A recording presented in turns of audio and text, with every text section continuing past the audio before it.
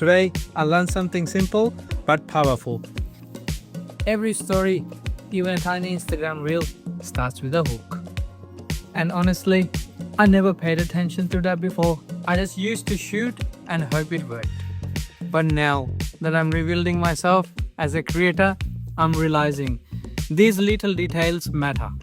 So today's step in my storytelling journey was learning how to grab attention in first 3 seconds. Small lesson, simple day. But every day, something is getting better. Day 18, done.